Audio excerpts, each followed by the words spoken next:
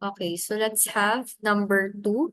An asset is purchased for 9,000. Its estimated economic life is 10 years, after which it will be sold for 1,000. Find the book value during the second year if the sum of years digit depreciation is used. Okay, so dito sa number 2, yung first cost natin is 9,000. Okay? Then yung salvage value daw natin, pwede daw nating ibenta yung ating asset ng 1,000 pesos. Ang hinahanap natin dito is the book value after year 2 or during the second year. So BV2 yung hinahanap. Then yung ating useful life is 10 years. Okay? Now, yung formula natin sa book value kapag sum of years is same lang siya doon sa mga formula natin sa straight line. Okay, and then yung sinking fund, which is the first cost minus the accumulated depreciation, DN. May first cost na tayo kaso wala tayong DN. So anong formula ba natin ng DN kapag sum of years? Diba ang formula natin for that is DN is equals to the, yung may L, then minus, plus pala, plus L minus 1 plus L minus 2 and so on.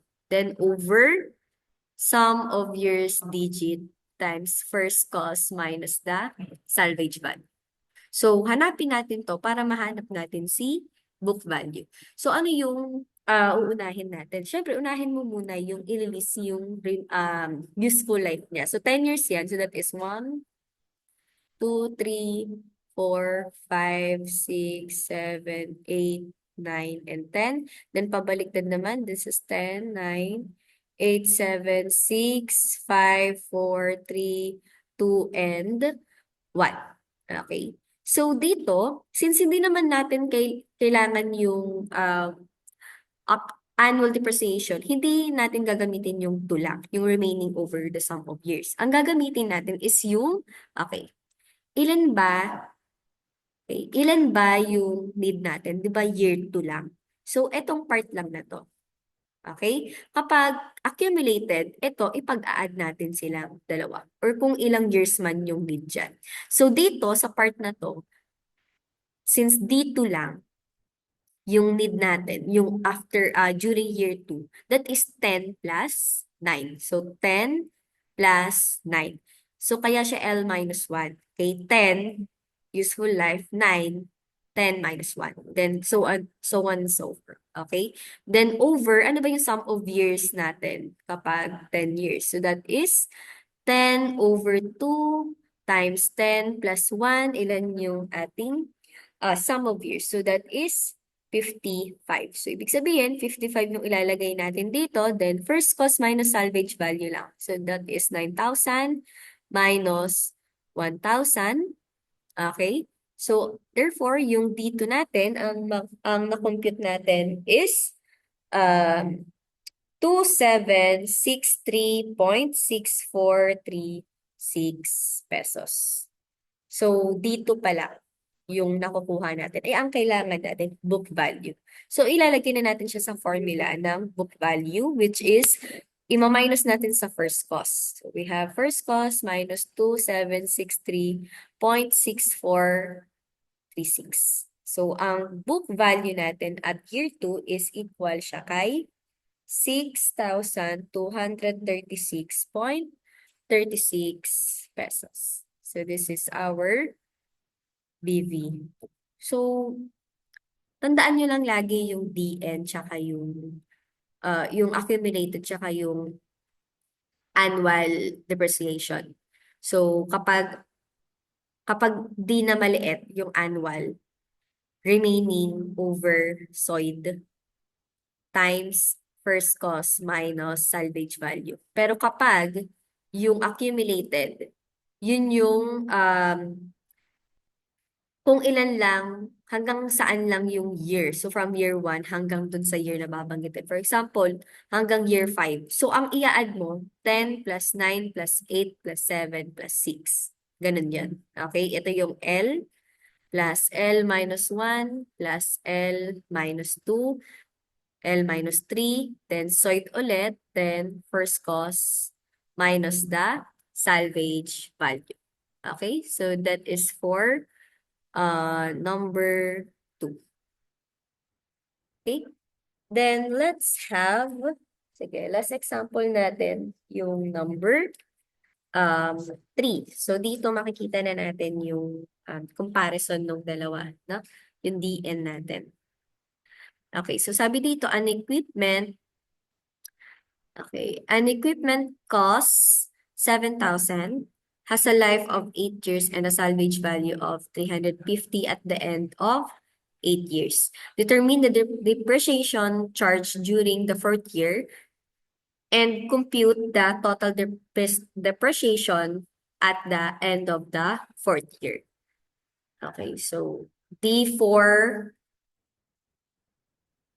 yung hinahanap, no? Both accumulated and yung annual. So, let's have number 3. Lagay muna natin lahat ng given. So, ang first cost natin sa problem na yon is 7,000. Ang salvage value natin sa problem na yon ay 350 pesos. Ang useful life is 8 years. Then, ang N natin is may binanggit 4 years. Okay, which is dyan tayo bibase ng uh, accumulated and then the annual depreciation. So, ang hinahanap mo dito is DN and kay annual and then the accumulated. So, ano yung formula yung gagamitin mo? So, yung dalawa na. Okay? So, ganun ulit, kapag mag-solve ka ng sum of years, kahit na ano yung hinahanap, ililist mo muna. Okay, so that is 1, 2, 3, 4, 5, 6, 7, 8. So, 8 years. Yan, nilist ko. Then, pabaliktad naman, 8, 7, 6, 5, 4, 3, 2, 1. Okay? So, since year 4 yung hinahanap, hanggang dito yung need natin. So, ang remaining life mo is 5 for the DN. Tapos, ito naman, yung accumulated natin is 8 plus 7 plus 6 plus 5. Okay? Ito yung para sa DN. Okay? Yung sum of years natin dito, di ba na-solve na natin siya, which is 36, yung sum of years niya. So, hanapin natin, sige, unahin muna natin si DN, annual depreciation natin. Annual depreciation at year 4. So, remaining over sum of years times the first cost minus SV. So, D4 is equals to, ano yung remaining, binox ko na, that is 5 over 36 times 7,000 minus 350. So, yung D4 natin is 923.61 pesos. Okay, so compute na lang po natin. Next naman natin is yung accumulated, yung capital D. Okay, so that is yung L plus L minus 1 plus L minus 2 and over SOID times the first cost minus the salvage value. So, ganun ulit. Dito naman, ang magbe-base tayo, itong part na to. Ito, yung 8, 7, 6, and 5, which is ito, hanggang year 4 lang dapat. So, we have 8 plus 7 plus 6 plus 5. Then, over 36 times 7,000 minus 350. So, yung D4 natin, accumulated natin, is equal kay 4,802.78 pesos. Okay? Ito yung ating final answers.